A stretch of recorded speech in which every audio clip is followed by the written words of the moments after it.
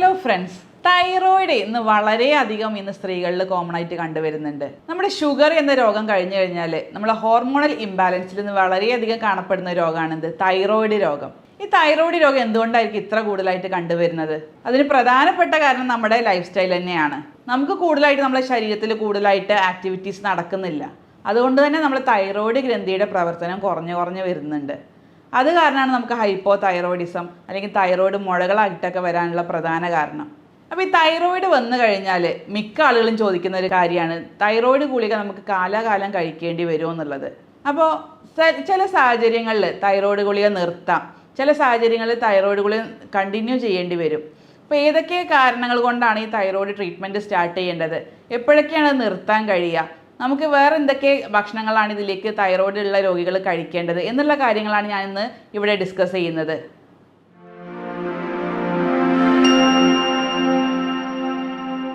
ഞാൻ doctor Shahala CH, doctor Basil Soumya hospital, Pandikkad, Malappuram ജില്ല. മിക്ക ആളുകളും പറയാറുണ്ട്, ഡോക്ടറെ നമുക്ക് വിശപ്പൊന്നുമില്ല അല്ലെങ്കിൽ ഭക്ഷണം അധികം കഴിക്കുന്നില്ല, പക്ഷേ നമുക്ക് കൂടുതലായിട്ട് വെയിറ്റ് കൂടി വരികയാണ്, കുറേ പണികളുണ്ട് പക്ഷെ പണിയൊന്നും അങ്ങോട്ട് പോകുന്നില്ല അല്ലെങ്കിൽ ചെയ്യാൻ കഴിയുന്നില്ല, എല്ലാം ഒരു സ്ലോ ആയിട്ടാണ് ചെയ്യാൻ കഴിയുന്നത്, പെട്ടെന്ന് നമുക്ക് മലബന്ധം അനുഭവപ്പെടുക, പെട്ടെന്ന് ക്ഷീണം വരിക, എപ്പോഴും ഒരു ഉറക്കം കൂടുതലുള്ള പോലെ തോന്നുക, ഡിപ്രഷനിലേക്കൊക്കെ പോവുക, അല്ലെങ്കിൽ നമുക്ക് ഒരു മൂഡ് ചേഞ്ചസ് വരിക, ശരീരത്തിൽ അവിടെ ഇവിടെയൊക്കെ വേദന അനുഭവപ്പെടുക, നീർക്കെട്ട് വരിക എന്നിങ്ങനെ പല വിധത്തിലുള്ള അസുഖങ്ങളാണ് അല്ലെങ്കിൽ ബുദ്ധിമുട്ടുകളാണ് സ്ത്രീകൾ കൂടുതലായിട്ടും പറയാറുള്ളത്. ഈ സ്ത്രീകളെന്ന് പറയാൻ കാരണം നമുക്കറിയാം, തൈറോയ്ഡ് ഗ്ലാൻഡ് രണ്ടാളുകളിലുണ്ട്, ആണുങ്ങളിലും സ്ത്രീകളിലും കൂടുതലായിട്ട് കണ്ടുവരുന്നുണ്ട് ഈ തൈറോയ്ഡ് പ്രശ്നങ്ങൾ.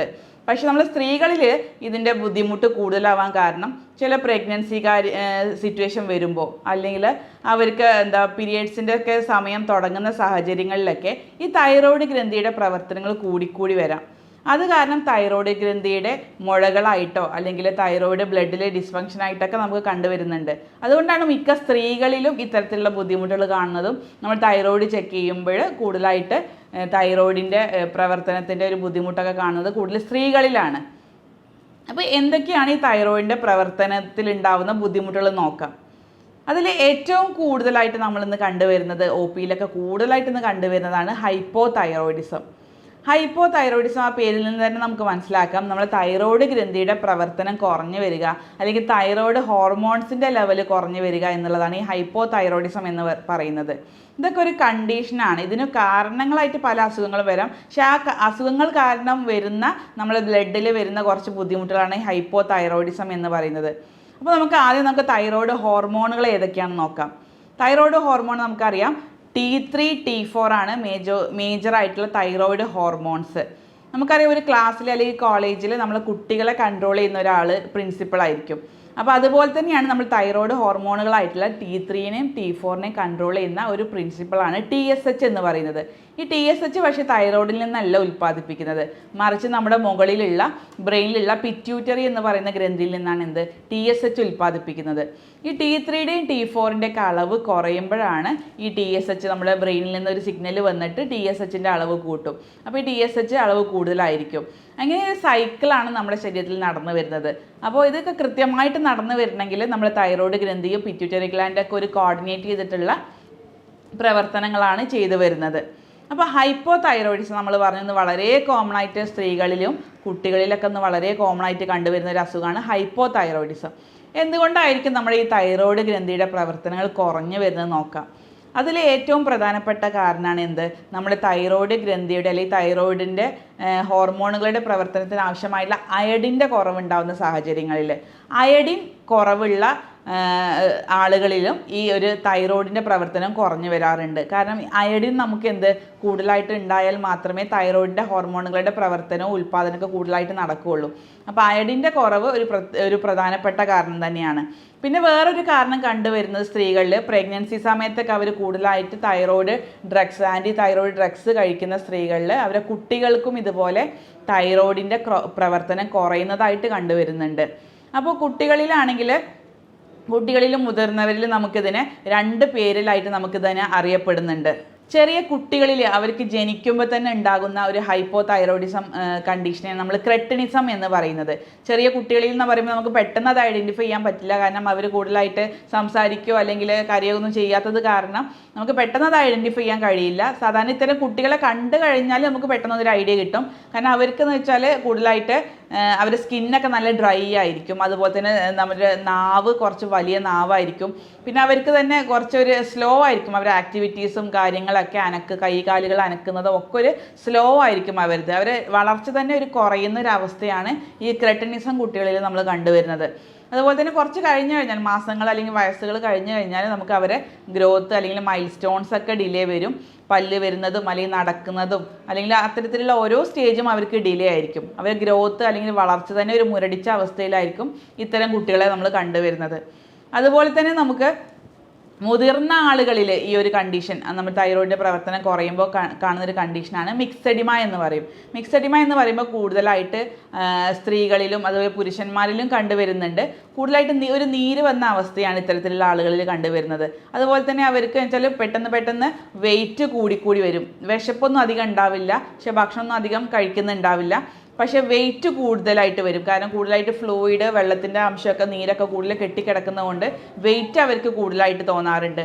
അതുപോലെ തന്നെ എല്ലാ ആക്ടിവിറ്റീസും പ്രവർത്തനങ്ങൾക്ക് അവർ സ്ലോ ഡൗൺ ചെയ്ത് വരിക, അവർക്കൊരു ഉന്മേഷക്കുറവ് ഉണ്ടാവുക, അതുപോലെ തന്നെ കൂടുതലായിട്ട് ഉറക്കം വരിക, അതുപോലെ തന്നെ ഒരു മൂഡില്ലായ്ക, അതുപോലെ തന്നെ ഡിപ്രഷൻ സ്റ്റേജിലേക്കൊക്കെ അവർ പോവാറുണ്ട്. ഇത്തരത്തിലുള്ള ആളുകളിൽ നമ്മൾ സെക്ഷുവൽ ഫങ്ഷൻസും ലൈംഗികപരമായിട്ടുള്ള ബുദ്ധിമുട്ടുകളും കൂടുതലായിട്ട് കണ്ടുവരുന്നുണ്ട്. അതുപോലെ തന്നെ ആളുകളിൽ നമ്മൾ ഇതിൻ്റെ ബീജത്തിൻ്റെ അളവ് കുറഞ്ഞു വരിക, അവർക്ക് താല്പര്യക്കുറവ് വരിക, ഇത്തരത്തിലുള്ള ബുദ്ധിമുട്ടുകളാണ് പുരുഷന്മാരിൽ കൂടുതൽ കണ്ടുവരുന്നത്. സ്ത്രീകളിലാണെങ്കിൽ കൂടുതലായിട്ട് അവരുടെ പീരിയഡ്സിൻ്റെ ഇറഗുലാരിറ്റീസാണ്. മെൻസസിൻ്റെ അളവ് കൂടി വരിക, അതിൻ്റെ ബ്ലീഡിങ് കൂടുതലായിട്ട് വരിക, പിന്നെ കുട്ടികളിൽ അതുപോലെ തന്നെ ബ്ലീഡിങ് കൂടുക, ഹോർമോണൽ ഇംബാലൻസ് ഉണ്ടാവുക, ഇത്തരത്തിലുള്ള ബുദ്ധിമുട്ടുകളും കൂടുതലായിട്ട് ഇന്ന് ചെറിയ കുട്ടികളിലും പെൺകുട്ടികളൊക്കെ കൂടുതലായിട്ട് കണ്ടുവരുന്നുണ്ട്. ഇതിനെ നമ്മൾ മിക്സഡിമ എന്നുള്ള കണ്ടീഷൻ എന്ന് പറയുന്നത്. പിന്നെ അവരുടെ സ്കിന്നൊക്കെ നോക്കുകയാണെങ്കിൽ കൂടുതൽ ഡ്രൈ ആയിരിക്കും. ഇനി നമുക്ക് എങ്ങനെയാണ് ഈ ഹൈപ്പോതൈറോയിഡിസം അല്ലെങ്കിൽ തൈറോയിഡിൻ്റെ പ്രവർത്തനം കുറഞ്ഞു എന്ന് മനസ്സിലാക്കുക? അപ്പോൾ ആദ്യം തന്നെ നമ്മൾ ബ്ലഡ് ടെസ്റ്റുകളാണ് ചെയ്യാറുള്ളത്. ബ്ലഡ് ടെസ്റ്റ് എന്ന് പറയുമ്പോൾ മിക്കവാറും രോഗികൾ ഒരു സിംഗിൾ ബ്ലഡ് ടെസ്റ്റ് വെച്ചിട്ടാണ് നമ്മൾ ഈ തൈറോയിഡിൻ്റെ ഫങ്ഷൻസൊക്കെ നമ്മൾ കൂടുതലായിട്ട് നോക്കുന്നത്. പക്ഷേ അങ്ങനെയല്ല, അത് ശരിയായിട്ടുള്ള രീതിയല്ല. കാരണം ഒരൊറ്റ ബ്ലഡ് ടെസ്റ്റ് TSH ലെവൽ മാത്രം നോക്കിയത് കൊണ്ട് നമുക്ക് തൈറോയിഡ് പ്രവർത്തനങ്ങൾ കൂടുതലായിട്ട് നടക്കുന്നുണ്ടോ അല്ലെങ്കിൽ അതിലെന്തെങ്കിലും നീർക്കെട്ടുണ്ടോ എന്ന് കണ്ടെത്താൻ കഴിയില്ല. ഒരു 3-4 ടെസ്റ്റുകൾ കൃത്യമായിട്ട് ചെയ്ത് കഴിഞ്ഞാൽ മാത്രമേ, അതൊരു ഡോക്ടറുടെ ഉപദേശപ്രകാരം മാത്രം ചെയ്ത് കഴിഞ്ഞാൽ മാത്രമേ നമുക്ക് എന്തുള്ളൂ, തൈറോയിഡിൻ്റെ ഫങ്ഷൻസ്, തൈറോയിഡിൻ്റെ പ്രവർത്തനങ്ങളൊക്കെ കൂടുതലായിട്ട് നടക്കുന്നുണ്ട് അല്ലെങ്കിൽ ശരിയായിട്ട് നടക്കുന്നുണ്ട് എന്ന് മനസ്സിലാക്കാൻ പറ്റുള്ളൂ. അപ്പോൾ ഈ ഹൈപ്പോതൈറോയിഡിസം കേസുകളിൽ അവരുടെ ഹോർമോൺസ് കുറഞ്ഞു വരും. നമ്മൾ പറഞ്ഞ പോലെ T3 T4 ഒക്കെ ലെവൽ കുറഞ്ഞു വരും. അപ്പോൾ അതിന് കൂടുതലായിട്ട് കൂട്ടാൻ വേണ്ടിയിട്ട് നമ്മുടെ പിറ്റ്യൂട്ടറിയിൽ നിന്നുള്ള TSHൻ്റെ അളവ് കൂടുന്ന കണ്ടീഷനും കാണാറുണ്ട്. അപ്പോൾ ഇതാണ് T3 T4 TSHൻ്റെ അളവിൽ നമുക്ക് കാണാൻ കഴിയുന്നത്. അതുപോലെ തന്നെ നമുക്ക് എന്തെങ്കിലും തൈറോയ്ഡ് കേസുകളിൽ ചില മുഴകൾ ഉണ്ടെങ്കിൽ സ്കാനിങ്ങും ചെയ്യാവുന്നതാണ്. അതുപോലെ തന്നെ വേറൊരു കണ്ടീഷനാണ് ഹൈപ്പർ തൈറോയിഡിസം. ഇതിൻ്റെ നേരെ ഓപ്പോസിറ്റ് ആയിട്ടുള്ള ഒരു കണ്ടീഷനാണ് ഹൈപ്പർ തൈറോയിഡിസം. നമ്മുടെ തൈറോയിഡ് ഗ്രന്ഥിയുടെ പ്രവർത്തനം കൂടി വരുന്ന അവസ്ഥയാണ് ഹൈപ്പർ തൈറോയിഡിസം. ഇതിൽ നമ്മൾ പറഞ്ഞ പോലെ തന്നെ അതിൽ നമ്മൾ നേരത്തെ പറഞ്ഞ പോലെ ലക്ഷണങ്ങൾ പറഞ്ഞല്ലോ, അതിൻ്റെ നേരെ ഓപ്പോസിറ്റ് ആയിരിക്കും ഇത്തരം സ്ത്രീകളിൽ അല്ലെങ്കിൽ പുരുഷന്മാരിൽ നമ്മൾ കണ്ടുവരുന്നത്. കൂടുതലായിട്ട് ഇവർ ശരീരത്തിൻ്റെ പ്രവർത്തനങ്ങൾ കൂടി വരും. ഈ തൈറോയ്ഡ് ഹോർമോൺസ് കൂടുതലായിട്ട് ഉൽപ്പാദിപ്പിക്കുന്നത് കൊണ്ട് തന്നെ അവരുടെ ശരീരത്തിലുള്ള ആക്ടിവിറ്റീസൊക്കെ, മെറ്റബോളിസമൊക്കെ വളരെ സ്പീഡായിട്ട് നടക്കും. അതുകൊണ്ട് തന്നെ അവരുടെ ശരീരം ക്ഷീണിച്ച് ശരീരം മെലിഞ്ഞു പോവുക ചെയ്യുക ഇത്തരം ആളുകളിൽ. പിന്നെ അവരുടെ എല്ലാ ആക്ടിവിറ്റീസും, ഹൃദയത്തിൻ്റെ ആയാലും അതുപോലെ മറ്റ് ആക്ടിവിറ്റീസൊക്കെ വളരെ കൂടുതലായിരിക്കും ഇത്തരം ആളുകളിൽ.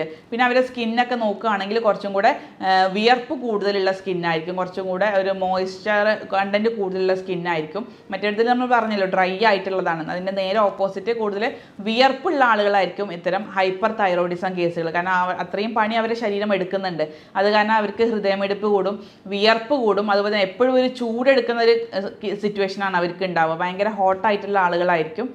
പിന്നെ അവരുടെ സ്കിന്ന് ഭയങ്കര സോഫ്റ്റ് ആയിട്ടുള്ള സ്കിന്നും കൂടെ ആയിരിക്കും. പിന്നെ മാത്രമല്ല ഇത്തരം ആളുകളിൽ നമ്മൾ വയറ് സംബന്ധമായിട്ടുള്ള ബുദ്ധിമുട്ടുകൾ എന്ന് പറയുമ്പോൾ കൂടുതലായിട്ട് അവർക്ക് ഇടയ്ക്കിടയ്ക്ക് ബാത്റൂമിൽ പോകാൻ തോന്നുക, മലബന്ധത്തിന് പകരം അവർക്ക് ഉണ്ടാവുന്നത് കൂടുതലായിട്ട് ടോയ്ലറ്റിൽ പോയിട്ട് ശോധന കൂടുതലായിട്ടുള്ളൊരവസ്ഥയാണ് കണ്ടുവരുന്നത്. സ്ത്രീകളിലാണെങ്കിൽ അവർക്ക് കൂടുതലായിട്ട് പീരിയഡ്സ് അല്ലെങ്കിൽ മെൻസ്ട്രൽ ബ്ലഡ് വളരെ കുറവായിട്ടും കണ്ടുവരുന്നുണ്ട്.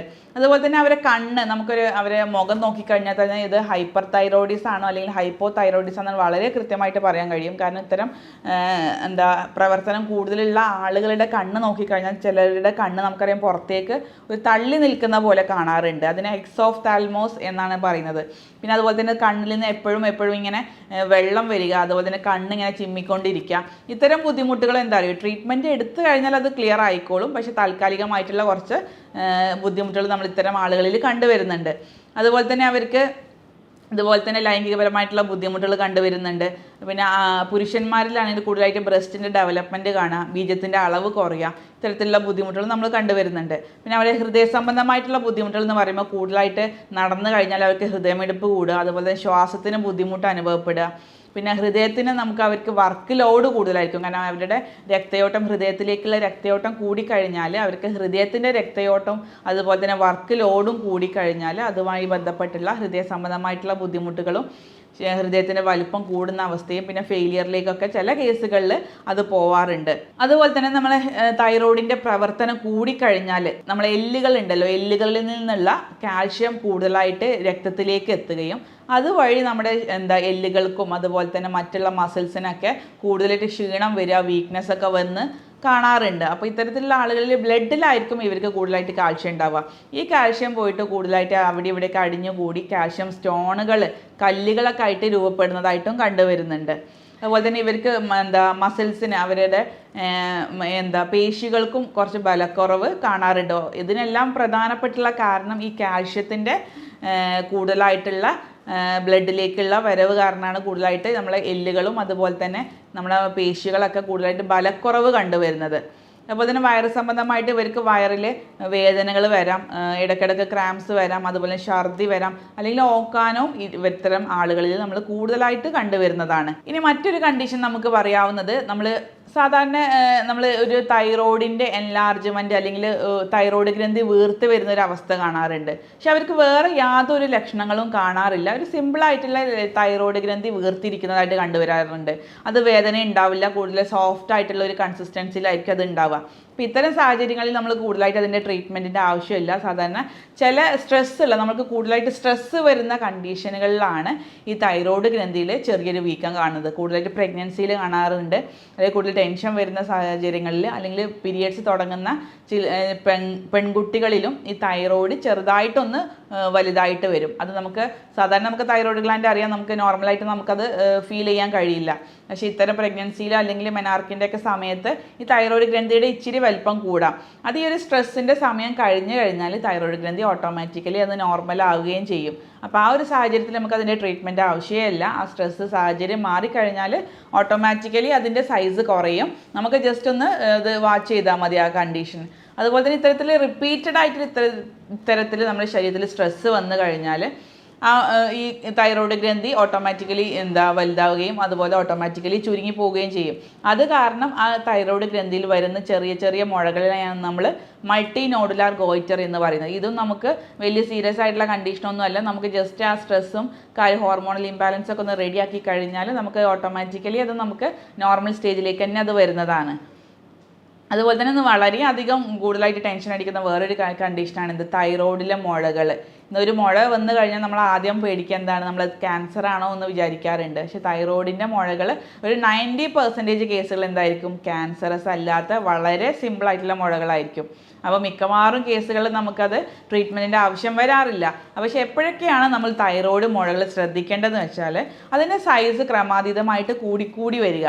പിന്നെ അത് കാരണം നമുക്ക് നമ്മുടെ നെക്കിലാണ്, നമ്മുടെ കഴുത്തിലാണ് ഒരുപാട് ശ്വാസനാളികളും അതുപോലെ തന്നെ നമ്മൾ അന്നനാളൊക്കെ പോകുന്നത് നമ്മൾ കഴുത്ത് വഴിയാണ്. അപ്പോൾ അത് കാരണം ഈ മുഴകൾ കാരണം നമുക്ക് ഈ ശ്വാസം എടുക്കാൻ ബുദ്ധിമുട്ട് വരിക, അല്ലെങ്കിൽ ഭക്ഷണം കഴിക്കാനൊക്കെ ബുദ്ധിമുട്ട് വരുന്ന പ്രഷർ സിംറ്റംസ് വരുമ്പോഴാണ് നമ്മൾ കൂടുതലായിട്ട് അതിൻ്റെ ട്രീറ്റ്മെൻറ്റ് സൈഡിലേക്ക് പോകേണ്ട ആവശ്യമുള്ളൂ. അല്ലെങ്കിൽ ക്യാൻസർ സംബന്ധമായിട്ടുള്ള മറ്റ് കഴൽ വീക്കങ്ങളോ അല്ലെങ്കിൽ വേറെ ബുദ്ധിമുട്ടുകളൊക്കെ വരുമ്പോൾ മാത്രമേ നമുക്ക് ഈ തൈറോയിഡിൻ്റെ മുഴകൾ കൂടുതലായിട്ട് ശ്രദ്ധിച്ച് ട്രീറ്റ്മെൻറ്റ് എടുക്കേണ്ട ആവശ്യമുള്ളൂ. അല്ലാത്ത 90% കേസുകൾ എന്തായിരിക്കും, തൈറോയിഡ് മുഴകൾ വളരെ നിസ്സാരമായിട്ടുള്ള മുഴകളായിരിക്കും. അത് നമുക്കൊരു സ്കാനിങ് വഴിയൊക്കെ കൃത്യമായിട്ട് അതിൻ്റെ കൂടുതലായിട്ടുള്ള വിവരങ്ങളും അല്ലെങ്കിൽ അതിൻ്റെ ഇൻഫർമേഷൻസൊക്കെ കൂടുതലായിട്ട് നമുക്ക് സ്കാനിങ് അല്ലെങ്കിൽ FNAC വഴിയൊക്കെ കിട്ടുന്നതാണ്. അതൊരു ഡോക്ടർ ഉപദേശപ്രകാരം മാത്രം അത്തരത്തിലുള്ള സ്കാനിങ്ങുകൾ ചെയ്തിട്ട് അതിനാവശ്യമായിട്ടുള്ള കാര്യങ്ങൾ നിങ്ങൾ സ്വീകരിക്കുക. അപ്പോൾ ഇത്രയൊക്കെയാണ് തൈറോയ്ഡ് മുഴകളും അതുമായി ബന്ധപ്പെട്ടുള്ള മറ്റ് പ്രശ്നങ്ങളൊക്കെ നമ്മൾ ഇത്രയും ഡിസ്കസ് ചെയ്തിട്ടുള്ള കാര്യങ്ങളാണ്. അപ്പോൾ ഈ തൈറോയ്ഡ് ഫങ്ഷൻസ് നമ്മളറിയാം, നമുക്കൊരു തൈറോയ്ഡ് നോർമലായിട്ട് നമ്മുടെ ശരീരത്തിൽ പ്രവർത്തിക്കുന്നുണ്ടോ അല്ലെങ്കിൽ അതിൻ്റെ പ്രവർത്തനത്തിൽ എന്തെങ്കിലും ഒരു അവതാളം വന്നിട്ടുണ്ടോ എന്ന് അറിയണമെങ്കിൽ നമുക്ക് കുറച്ച് ടെസ്റ്റുകൾ മസ്റ്റായിട്ട് നമ്മൾ ചെയ്തിരിക്കണം. സാധാരണ നമ്മൾ OPയിൽ വരുന്ന മിക്ക ആളുകളും എന്തൊരു TSH എന്നൊരു ഒറ്റ ടെസ്റ്റാണ് ചെയ്യുന്നത്. ആ TSHൻ്റെ ലെവൽ നോക്കിയിട്ട് മാത്രമാണ് ഡോക്ടർ എനിക്ക് തൈറോയിഡിൻ്റെ ഒരു പ്രശ്നവും ഇല്ല എന്ന് കണ്ടെത്തുന്നത്. പക്ഷെ അങ്ങനെയല്ല, അത് വെറും തെറ്റായിട്ടുള്ളൊരു കാര്യമാണ്. കാരണം തൈറോയിഡിൻ്റെ ഗ്രന്ഥിയുടെ പ്രവർത്തനം കൃത്യമായിട്ട് അറിയണമെങ്കിൽ ഞാൻ ഈ പറയുന്ന ടെസ്റ്റുകൾ എന്തായാലും നിങ്ങൾ ചെയ്തിരിക്കണം. അതൊരു ഡോക്ടറുടെ ഉപദേശപ്രകാരം മാത്രം ഇത്തരത്തിലുള്ള ടെസ്റ്റുകൾ ചെയ്യുക. അത് ഡോക്ടറെ കാണിച്ചിട്ട് അതിനാവശ്യമായിട്ടുള്ള നിർദ്ദേശങ്ങളും കൂടെ സ്വീകരിക്കുക. അതിൽ ഏറ്റവും പ്രധാനപ്പെട്ട ടെസ്റ്റുകളാണ് ഒന്നാമത്തെ നമ്മൾ തൈറോയ്ഡ് ഹോർമോണുകളായിട്ടുള്ള T3 T4 അത് ഫ്രീ ലെവലുണ്ട്, അതുപോലെ തന്നെ ടോട്ടൽ ലെവലുണ്ട്. സാധാരണ ടോട്ടൽ T3 T4 നമ്മൾ നോക്കുമ്പോൾ ചില വേരിയേഷൻസ് കാണാറുണ്ട്. പ്രഗ്നൻസിയിൽ അല്ലെങ്കിൽ ഡ്രഗ്സൊക്കെ ആൻറ്റി തൈറോയ്ഡ് ഡ്രഗ്സൊക്കെ ഉപയോഗിക്കുന്ന ആളുകളിൽ കൂടുതലായിട്ട് ഇതിൻ്റെ വേരിയേഷൻ കാണുന്നത് കൊണ്ട് തന്നെ കൂടുതലായിട്ട് നമ്മൾ ടോട്ടൽ സെറം T3 T4 ലെവലിന് പകരം ഫ്രീ T3 T4 ലെവൽസാണ് കൂടുതലായിട്ട് അത് നമ്മൾ നോക്കുന്നത്. അതിൻ്റെ ലെവൽസ് നോർമൽ ലെവലിൽ നമുക്ക് എല്ലാവർക്കും അറിയാം. TSH എന്ന് പറയുമ്പോൾ ഒരു 5.5 മുതൽ ഒരു 5 മൈക്രോ യൂണിറ്റ് വരെ നമുക്കത് എത്താം. അതുപോലെ തന്നെ T3 ലെവൽസ് ഒരു 150 മുതൽ 250 യൂണിറ്റ് വരെ എത്താം. T4 ലെവൽ എന്ന് പറയുമ്പോൾ ഒരു 4 മുതൽ 8 മൈക്രോ യൂണിറ്റ് വരെയാണ് അതിൻ്റെ നോർമൽ ലെവൽ വരുന്നത്. അപ്പോൾ ഇതിലെന്തെങ്കിലും വേരിയേഷൻസ് ഉണ്ടെങ്കിൽ നമുക്ക് എന്തെങ്കിലും തൈറോയിഡിൻ്റെ പ്രവർത്തനങ്ങളിലുള്ള ബുദ്ധിമുട്ടുണ്ടെന്ന് മനസ്സിലാക്കാം. അതുപോലെ തന്നെ നമ്മൾ TSH ലെവൽ നമ്മൾ നോക്കാറുണ്ട്. TSH എന്ന് പറയുമ്പോൾ പിറ്റ്യൂട്ടറി, നമ്മുടെ പ്രിൻസിപ്പളായിട്ടുള്ള ഒരു പിറ്റ്യൂട്ടറി ഗ്ലാൻഡ് ഉൽപ്പാദിപ്പിക്കുന്ന ഹോർമോണാണ്. അപ്പോൾ അതിൻ്റെ പ്രവർത്തനത്തിലുള്ള ബുദ്ധിമുട്ടുകൾ നമുക്ക് ഈ TSH ലെവൽ നോക്കിക്കഴിഞ്ഞാൽ അറിയാൻ പറ്റും. നെക്സ്റ്റ് സ്റ്റെപ്പ് നമ്മൾ ചെയ്യുന്നതാണ് thyroid auto antibodies. Thyroid auto antibodies എന്ന് പറയുമ്പോൾ നമുക്കറിയാം, ആൻറ്റിബോഡീസ് നമുക്ക് എപ്പോഴാണ് ശരീരത്തിൽ ഉൽപ്പാദിപ്പിക്കപ്പെടുന്നത്? നമ്മളെ ശരീരത്തിൽ എന്തെങ്കിലും ഒരു ഇഞ്ചുറി അല്ലെങ്കിൽ ഇൻഫെക്ഷൻ വരുമ്പോഴാണ്. അത് തൈറോയ്ഡ് ഗ്ലാൻഡിന് ഈ ഗ്രന്ഥിക്ക് എന്തെങ്കിലും ഒരു സ്ട്രെസ്സ് വരുമ്പോൾ അല്ലെങ്കിൽ ഇഞ്ചുറി വരുമ്പോഴാണ് ഓട്ടോ ആൻറ്റിബോഡീസ് ബ്ലഡിൽ ഉൽപ്പാദിപ്പിക്കപ്പെടുന്നത്. അതുകൊണ്ട് തന്നെ നമ്മൾ ഓട്ടോ ഇമ്മ്യൂൺ ഡിസീസുകൾ അല്ലെങ്കിൽ ഹാഷിമോട്ടോസ് തൈറോയിഡൈറ്റിസ് അല്ലെങ്കിൽ തൈറോയ്ഡ് ഗ്രന്ഥിക്ക് മറ്റ് പല നീർക്കെട്ട് വീക്കങ്ങളൊക്കെ വരുമ്പോഴാണ് ഈ ഓട്ടോ ആൻറ്റിബോഡീസിൻ്റെ ലെവൽ നമ്മൾ കൂടുതലായിട്ട് നോക്കുന്നത്. അത് TPO അല്ലെങ്കിൽ ആൻറ്റി തൈറോഗ്ലോബുലിൻ എന്ന് പറയുന്ന ഓട്ടോ ആൻറ്റിബോഡീസ് നമ്മൾ സ്ഥിരമായിട്ട് ചില പേഷ്യൻസിൽ നിർദ്ദേശിക്കാറുണ്ട്. അപ്പോൾ ഇത്തരത്തിലുള്ള അസുഖങ്ങൾ കണ്ടെത്തണമെങ്കിൽ ഈ ഓട്ടോ ആൻറ്റിബോഡീസിൻ്റെ ലെവൽ നമ്മൾ കൃത്യമായിട്ട് നോക്കിയിരിക്കണം. അത് കഴിഞ്ഞാൽ നമ്മൾ അടുത്ത സ്റ്റെപ്പിലാണ് നമ്മൾ തൈറോയ്ഡ് സ്കാനിങ് പറയാറുണ്ട്. മിക്ക ആളുകളിലും ഈ തൈറോയ്ഡിൻ്റെ വലുപ്പം കൂടുതലുള്ള കേസുകളിൽ നമ്മൾ തൈറോയ്ഡ് സ്കാന് നിർദ്ദേശിക്കാറുണ്ട്. ആ തൈറോയ്ഡ് സ്കാനിങ് ചെയ്താൽ മാത്രമേ നമുക്ക് ആ തൈറോയ്ഡിലുള്ള മുഴ എത്തരത്തിലുള്ള മുഴകളാണ്, പ്രശ്നക്കാരനാണോ അല്ലെങ്കിൽ സൈസ് എത്രയാണെന്നൊക്കെ കൃത്യമായിട്ട് അറിയണമെങ്കിൽ ഒരു സ്കാനിങ് ചെയ്യേണ്ടത് നിർബന്ധമാണ്. ഇനി കൂടുതലായിട്ട് നമുക്ക് പ്രശ്നക്കാരനാണെന്ന് തോന്നുന്ന മുഴകളിലാണ് നമ്മൾ FNAC fine needle aspiration cytology എന്ന് പറയും. ഒരു ചെറിയ നീഡിൽ വെച്ചിട്ട് അതിൻ്റെ സെൽസ് അനലൈസ് ചെയ്യുന്ന ടെക്നിക്കാണ് FNAC. അതുവഴി നമുക്ക് ക്യാൻസറസ് ആയിട്ടുള്ള മുഴകളൊക്കെ തിരിച്ചറിയാൻ പെട്ടെന്ന് സാധിക്കുന്നതാണ്. അതുപോലെ CT സ്കാൻ ചെയ്യാറുണ്ട്, MRI സ്കാനിങ്ങും നമ്മൾ ചെയ്യാറുണ്ട്. ഇത്തരത്തിലുള്ള സ്കാനിങ്ങിലൊക്കെ അല്ലെങ്കിൽ ടെസ്റ്റുകൾ കൃത്യമായിട്ട് ചെയ്താൽ മാത്രമേ നമുക്ക് ഈ തൈറോയ്ഡ് അസുഖം ഏത് ലെവലിൽ പെട്ടതാണ്, അത് എത്രത്തോളം കൂടിയിട്ടുണ്ട് അല്ലെങ്കിൽ എത്രത്തോളം നിസ്സാരമാണ് അല്ലെങ്കിൽ എത്രത്തോളം അത് സീരിയസ് ആയിട്ട് കാണേണ്ടതാണ് എന്നുള്ളൊരു കൃത്യമായിട്ടുള്ള ഐഡിയ കിട്ടണമെങ്കിൽ ഞാൻ ഈ പറയുന്ന ടെസ്റ്റുകൾ നിർബന്ധമായിട്ടും ചെയ്യണം. ഇല്ലെങ്കിൽ നമ്മൾ ഒരു ഒറ്റ ഈ TSH വാല്യൂ വെച്ച് മാത്രം നമുക്ക് ഒരിക്കലും തൈറോയ്ഡ് ഗ്രന്ഥിയുടെ പ്രവർത്തനങ്ങൾ ഒരിക്കലും നമുക്ക് അസസ്മെൻറ്റ് ചെയ്യാൻ കഴിയില്ല. അപ്പോൾ അതാദ്യം നമ്മൾ ഈ തൈറോയ്ഡ് ബുദ്ധിമുട്ടുള്ളവർ ശ്രദ്ധിക്കുക. പിന്നെ നമ്മൾ തൈറോയ്ഡ് ബുദ്ധിമുട്ടുള്ളവർ ഒരു 3 മാസം കൂടുമ്പോൾ അല്ലെങ്കിൽ 6 മാസം കൂടുമ്പോൾ ഇതിൻ്റെ ലെവലുകൾ നമ്മൾ കൃത്യമായിട്ട് നോക്കിയിട്ട് ഒരു ഡോക്ടറെ കണ്ടിട്ട് അതിനാവശ്യമായിട്ടുള്ള ട്രീറ്റ്മെൻറ്റോ അല്ലെങ്കിൽ കാര്യങ്ങൾ സ്വീകരിക്കുക. ഇപ്പോൾ ട്രീറ്റ്മെൻറ്റ് നമുക്ക് പറഞ്ഞു എല്ലാ ഒരു തൈറോയ്ഡ് ബുദ്ധിമുട്ടിൻ്റെ കേസിൽ നമുക്ക് ആവശ്യമില്ല. തൈറോയിഡിൻ്റെ അധികമായിട്ടുള്ള ഹൈപ്പർ തൈറോയ്ഡ് കേസിൽ അല്ലെങ്കിൽ ടോക്സിക് ആയിട്ടുള്ള കേസുകളിൽ മാത്രമേ നമുക്ക് തൈറോയിഡിൻ്റെ ട്രീറ്റ്മെൻറ്റ് സ്റ്റാർട്ട് ചെയ്യേണ്ട ആവശ്യമുള്ളൂ. പിന്നെ അത് കൃത്യമായിട്ട് മരുന്നുകൾ കഴിച്ചു പോവുക, പിന്നെ കൃത്യമായിട്ട് ഫോളോ അപ്പ് എടുത്തിട്ട് അതിൻ്റെ പ്രവർത്തനങ്ങൾ എത്രത്തോളം നോർമലായിട്ടുണ്ടോ അതിനനുസരിച്ച് നമുക്ക് സ്റ്റോപ്പ് ചെയ്യാവുന്നതുമാണ്. അല്ലാതെ കാലാകാലം ഈ തൈറോയിഡിൻ്റെ മരുന്ന് കഴിച്ച് കളയേണ്ട ആവശ്യമില്ല. തൈറോയിഡിൻ്റെ ഗ്രന്ഥിയുടെ ഒരു ഏകദേശം നോർമൽ ലെവലിൽ എത്തിക്കഴിഞ്ഞാൽ നമുക്ക് തൈറോയിഡിൻ്റെ മരുന്നുകൾ സ്റ്റോപ്പ് ചെയ്യാവുന്നതാണ്. ചില പ്രത്യേക സാഹചര്യങ്ങളിൽ മാത്രം നമുക്ക് തൈറോയിഡിൻ്റെ ഗുളികകൾ കാലാകാലം കഴിക്കേണ്ടി വരാറുണ്ട്. അത് അത്രയും ഇമ്പോർട്ടൻ്റ് ആയിട്ടുള്ള അത്രയും സീരിയസ് ആയിട്ടുള്ള ചില കണ്ടീഷനുകളിൽ മാത്രമേ നമുക്ക് ആ ഒരു സിറ്റുവേഷൻ വരാറുള്ളൂ. അപ്പോൾ ഇത്രയൊക്കെയാണ് നമ്മൾ തൈറോയിഡിൻ്റെ ട്രീറ്റ്മെൻറ്റിൽ എനിക്ക് പറയാനുള്ളത്. പിന്നെ തൈറോയിഡിൻ്റെ കേസിൽ കുറേ ഭക്ഷണങ്ങളിൽ ശ്രദ്ധിക്കാനുണ്ട്. എല്ലാ അസുഖങ്ങളും പോലെ തന്നെ തൈറോയ്ഡ് രോഗികളും ചില ഭക്ഷണങ്ങൾ നിർബന്ധമായിട്ടും ഒന്ന് കുറയ്ക്കേണ്ടതുണ്ട്. പൂർണ്ണമായിട്ടും ഒഴിവാക്കാനല്ല, പക്ഷെ ചില ഭക്ഷണങ്ങൾ അവരുടെ ഭക്ഷണത്തിൽ അവർ കുറയ്ക്കേണ്ടതുണ്ട്. അത്തരത്തിലുള്ള കുറച്ച് ഭക്ഷണങ്ങളാണ് ഇനി പറയാൻ ഉദ്ദേശിക്കുന്നത്. തൈറോയ്ഡ് ഉള്ള ആളുകൾ കൂടുതലായിട്ടും ഒഴിവാക്കേണ്ട ഭക്ഷണങ്ങളാണ് ആദ്യം പറയുന്നത്. പക്ഷെ പൂർണ്ണമായിട്ടും ഒഴിവാക്കാനല്ല, പക്ഷെ അവയുടെ ഉപയോഗം അല്ലെങ്കിൽ ആ ഭക്ഷണങ്ങൾ ഒന്ന് ഡയറ്റിൽ നമ്മൾ ഒന്ന് കൺട്രോൾ ചെയ്തിരിക്കേണ്ടത് വളരെ അത്യാവശ്യമാണ്. അതിൽ ഏറ്റവും പ്രധാനപ്പെട്ട ഒന്നാണ് എന്ത്, നമ്മളെ ക്രൂസിഫറസ് വെജിറ്റബിൾസ്, അതായത് നമ്മൾ ക്യാബേജ്, കോളിഫ്ലവർ അത്തരത്തിലുള്ള വെജിറ്റബിൾസ് നമ്മൾ ഒന്ന് അതിൻ്റെ ഉപയോഗം ഒന്ന് കുറച്ച് കൊണ്ടുവരിക. അതുപോലെ തന്നെ പൂളയിൽ തയോസയനൈഡ്സ് എന്ന് പറയുന്ന നമ്മൾ തൈറോയ്ഡ് ഗ്രന്ഥിക്ക് പ്രവർത്തനം കുറയ്ക്കുന്ന ഒരു കണ്ടൻറ്റ് ഉണ്ട്. അതും ഈ തൈറോയ്ഡിൻ്റെ പ്രവർത്തനത്തിനെ കുറയ്ക്കുന്ന കണ്ടൻറ്റാണ്. അതുകൊണ്ട് തന്നെ പൂളയുടെ ഉപയോഗം കുറയ്ക്കുക. പിന്നെ റോ ആയിട്ടുള്ള ഉള്ളികൾ, ചെറിയ ഉള്ളി ആയിക്കോട്ടെ വെളുത്തുള്ളി ആയിക്കോട്ടെ, റോ ആയിട്ടുള്ള ഉള്ളികളുടെ ഉപയോഗം പരമാവധി കുറയ്ക്കുക. അതുപോലെ തന്നെ സോയാബീൻ നമുക്കറിയാം ഐസോഫ്ലേവൻസ് എന്ന് പറയുന്ന ഗോയിട്രോജൻസ് അതിലുണ്ട്. അതുകൊണ്ട് സോയാബീൻ്റെ ഉപയോഗം പരമാവധി കുറയ്ക്കുക. പിന്നെ ഇത്തരക്കാരിൽ നമ്മൾ അധികവും പറയുന്നത് നമ്മൾ ഗ്ലൂട്ടൻ ഫ്രീ ആയിട്ടുള്ള ഒരു ഡയറ്റാണ് കൂടുതൽ നിർദ്ദേശിക്കാറുള്ളത്. ഗ്ലൂട്ടൻ ഫ്രീ എന്ന് പറയുമ്പോൾ കൂടുതലും മൈദ അല്ലെങ്കിൽ ഗോതമ്പിൻ്റെ ഒക്കെ പ്രൊഡക്ട്സ് ആണ്. മൈദ നമുക്കറിയാം ഒരു ആവശ്യമായിട്ടുള്ള സാധനങ്ങളൊന്നും ഇല്ലാത്തൊരു സാധനമാണ് എന്ത്, മൈദ. അപ്പോൾ അതുകൊണ്ട് തന്നെ മൈദ നമുക്ക് പൂർണ്ണമായിട്ട് ഒഴിവാക്കുന്നതിൽ തെറ്റൊന്നുമില്ല. പക്ഷേ നമ്മൾ വീറ്റ് പ്രൊഡക്ട്സ് നമുക്കൊരു മിതമായിട്ടുള്ള രീതിയിലൊക്കെ ഉപയോഗിക്കാം, ഇല്ലെങ്കിൽ പൂർണ്ണമായിട്ട് ഒഴിവാക്കുകയും ചെയ്യാം. പക്ഷേ ചെറിയ രീതിയിൽ നമുക്ക് വീറ്റ് പ്രൊഡക്ട്സ് ഉപയോഗിക്കുന്നതുകൊണ്ട് യാതൊരു പ്രശ്നവും കാണാറില്ല. അതുപോലെ തന്നെ നമുക്ക് ഇത്തരത്തിലുള്ള ആളുകൾ മലബന്ധമൊക്കെ ഉള്ള രോഗികളാണെങ്കിൽ കൂടുതൽ ഫൈബർ അടങ്ങിയിട്ടുള്ള ഭക്ഷണങ്ങളാണ് കഴിക്കേണ്ടത്. ഫ്രൂട്ട്സ് ആയിക്കോട്ടെ, വെജിറ്റബിൾസ് ആയിക്കോട്ടെ, കൂടുതൽ ഫൈബർ റിച്ച് ആയിട്ടുള്ള നാരുകൾ അടങ്ങിയിട്ടുള്ള ഭക്ഷണങ്ങൾ കൂടുതൽ ഉൾപ്പെടുത്തുക. വെള്ളം ധാരാളം അവർ കുടിക്കണം. അതുപോലെ തന്നെ കൂടുതൽ ഉൾപ്പെടുത്തേണ്ട ഭക്ഷണങ്ങളാണ് ഇനി പറയുന്നത്. കൂടുതലായിട്ട് നമുക്കറിയാം അയൺ കണ്ടൻറ്റ് ഉള്ള അല്ലെങ്കിൽ സെലീനിയം, സിങ്ക് ഒക്കെ അടങ്ങിയിട്ടുള്ള കൂടുതൽ ന്യൂട്രീഷ്യസ് ആയിട്ടുള്ള ഭക്ഷണങ്ങൾ ഇവർ കഴിക്കുക. അതുപോലെ തന്നെ നമുക്കറിയാം തൈറോയ്ഡ് ഹോർമോൺസിന് കൂടുതൽ അയഡിൻ്റെ കണ്ടൻറ്റ് കൂടുതലായിട്ട് വേണം. അതുകൊണ്ട് തന്നെ അയഡിൻ അടങ്ങിയിട്ടുള്ള ഉപ്പ് വളരെ നിർബന്ധമാണ്. ഇപ്പോൾ മാർക്കറ്റുകളിലൊക്കെ കൂടുതലായിട്ട് സുലഭമായിട്ട് നമുക്ക് കിട്ടുന്ന ഉപ്പുകൾ അത് തന്നെയാണ്, അയഡിൻ കണ്ടൻറ്റുള്ള ഉപ്പുകൾ തന്നെയാണ്. അത് സ്ഥിരമായിട്ട് ഉൾപ്പെടുത്തുക. അതുപോലെ തന്നെ അയഡിൻ കണ്ടൻറ്റുള്ള മറ്റ് ഭക്ഷണങ്ങളാണ് എന്ത്, നമ്മുടെ കടൽ മത്സ്യങ്ങൾ, ചെമ്മീൻ, അതുപോലെ തന്നെ കൂന്തൾ പോലെയുള്ള കടൽ മത്സ്യങ്ങൾ, ഷെൽ ഫിഷുകൾ കൂടുതലായിട്ട് ഉപയോഗിക്കുക. ട്യൂണ ഫിഷൊക്കെ വളരെ നല്ലതാണ്. അതുപോലെ മറ്റ് മത്സ്യങ്ങൾ ഉപയോഗിക്കാവുന്നതാണ്. അതുപോലെ തന്നെ അയഡിൻ കണ്ടൻറ്റ് ഉള്ളതാണ് നമുക്ക് പാലുൽപ്പന്നങ്ങൾ, പാല്, അതുപോലെ പനീർ, തൈര് ഇവയൊക്കെ വളരെയധികം നല്ലതാണ്. പിന്നെ മുട്ട നല്ലതാണ്. അതുപോലെ തന്നെ ഇറച്ചി, അതുപോലെ ബീഫ്, പോർക്ക്, ചിക്കനിലും അയഡിൻ്റെ കണ്ടൻറ്റ് വളരെ ആവശ്യമായിട്ടുള്ള രീതിയിൽ നമുക്ക് ശരീരത്തിലേക്ക് എത്താനുള്ള രീതിയിൽ നമുക്ക് ഇതിലൊക്കെ അയഡിൻ്റെ കണ്ടൻറ്റ് ഉണ്ട്. അതുകൊണ്ട് തന്നെ തൈറോയ്ഡ് ഉള്ള ആളുകൾ ഇത്തരത്തിലുള്ള ഭക്ഷണങ്ങളൊക്കെ സ്ഥിരമായിട്ട് ഉൾപ്പെടുത്തുക. അതുപോലെ പച്ചക്കറികൾ, ചീര, മുരിങ്ങ വർഗ്ഗങ്ങൾ, അതുപോലെ പയർ വർഗ്ഗങ്ങൾ ഉൾപ്പെടുത്തുക. പഴം, നേന്ത്രപ്പഴം വളരെ നല്ലതാണ്. ഫ്രൂട്ട്സുകൾ നല്ലതാണ്. മറ്റ് സീഡുകൾ, sunflower seeds, chia seeds, flax seeds, മറ്റ് പയർ വർഗ്ഗങ്ങളൊക്കെ വളരെയധികം ഇത്തരത്തിലുള്ള രോഗികൾക്ക് വളരെയധികം നല്ലതാണ്. പിന്നെ ഫ്രൂട്ട്സും വെജിറ്റബിൾസും സാലഡുകളായിട്ട് നമുക്ക് ഉപയോഗിക്കാം. വെള്ളവും ധാരാളം കുടിക്കുക. അപ്പോൾ ഇതൊക്കെ ഫോളോ ചെയ്താൽ മാത്രമേ നമുക്കൊരു തൈറോയ്ഡിൽ നിന്ന് പൂർണ്ണമായിട്ടുള്ളൊരു മുക്തി നമുക്ക് ഉണ്ടാവുകയുള്ളൂ. തൈറോയ്ഡിൻ്റെ കാര്യത്തിൽ കുറേ സംശയങ്ങളുണ്ട്. അതൊക്കെ ഈ ഒരു വീഡിയോയിലൂടെ നമുക്ക് ഒരുപാട് സംശയങ്ങളൊക്കെ നമുക്ക് തീർന്നിട്ടുണ്ടാവും. ഇനി എന്തെങ്കിലും നിങ്ങൾക്ക് കൂടുതലായിട്ട് അറിയണം എന്നുണ്ടെങ്കിൽ അല്ലെങ്കിൽ ഇതുമായി ബന്ധപ്പെട്ടുള്ള സംശയങ്ങൾ നിങ്ങൾക്ക് കമൻ്റായിട്ട് നിങ്ങൾക്ക് രേഖപ്പെടുത്താം. അപ്പോൾ സ്നേഹത്തോടെ doctor Shahala CH, doctor Basil Soumya hospital, Pandikkad, Malappuram ജില്ല.